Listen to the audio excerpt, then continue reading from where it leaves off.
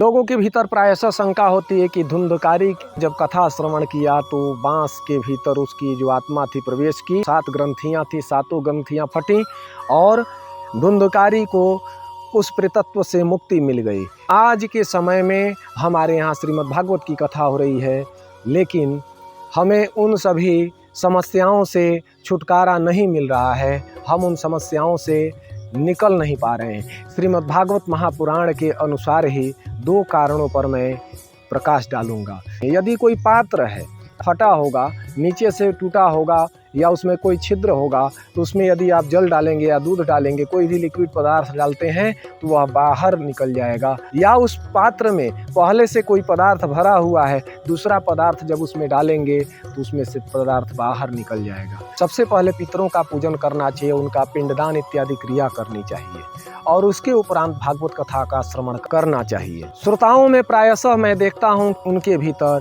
एकाग्रता का अभाव पाया जाता है। वे कथा कम सुनते हैं, बगल के व्यक्ति से चर्चाएं ज़्यादा करते हैं। श्रोताओं की 3 वैरायटियाँ बतलाई गई हैं। 1 नंबर श्रोता, दूसरा नंबर श्रोता और तीसरा नंबर श्रोता। 1 नंबर क्वालिटी के जो व्यक्ति होते हैं वे क्या करते हैं, जहाँ कहीं भी कथा होती है वहाँ जाएंगे और सो जाएंगे। दूसरे नंबर के जो श्रोता होते हैं वे कथा सुनेंगे कम, बगल वाले से चैट करेंगे ज़्यादा।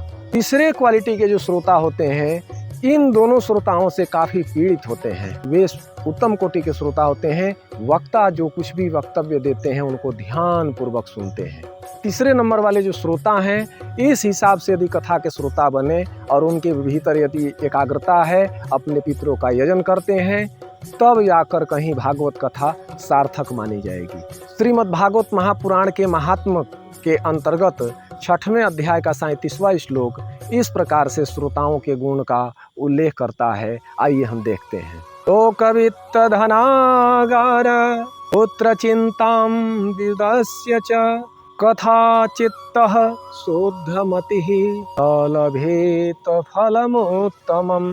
धन, पुत्र, पति और पत्नी संबंधों और वस्तुओं की मोह माया का परित्याग करके श्रोता कथा को श्रवण करेगा, उसे उस कथा श्रवण का उत्तम फल प्राप्त होगा। जो हमारे व्यास हैं उनके भी गुण कहे गए हैं। श्रीमद् भागवत महापुराण के महात्म्य के अंतर्गत पहले अध्याय के 71वें नंबर श्लोक में विप्रई भागवती वार्ता गेहे गेहे जने जने तारिता कणलोभेना कथा सारस्ततो गतः। भक्ति महारानी नारद जी से कहती हैं, नारद जी जो कथा है गेहे गेहे जने जने, वे गांव गांव में, घर घर में अति विशेष के साथ उसको शेयर कर रहे हैं, कह रहे हैं। कारिता कण लोभेना, धन के लोभ के कारण, इसलिए उस कथा का सार भी चला गया है। श्रीमद् भागवत महापुराण के महात्म्य के अंतर्गत 6वें अध्याय के 20 नंबर श्लोक में इस प्रकार से वक्ता के गुण कहे गए हैं। विरक्तो वैष्णवो विप्रो वेद शास्त्र विशोध्यकृत दृष्टांत कुशलो धीरो वक्ता कार्योति स्प्रियः। अर्थात जो भागवत के जो वक्ता हैं वे दृष्टांत कुशल होने चाहिए, विरक्त होने चाहिए, वेद और शास्त्र का ज्ञान होना चाहिए। ऐसे गुण आज के युग में भी उपलब्ध रहें तो कथा श्रवण का फल निश्चय ही प्राप्त होगा। चैनल पर बने रहने के लिए बहुत बहुत धन्यवाद। प्रस्तुत जानकारी आपको पसंद आई हो तो अपने संपर्क में साझा अवश्य करें। जय मां।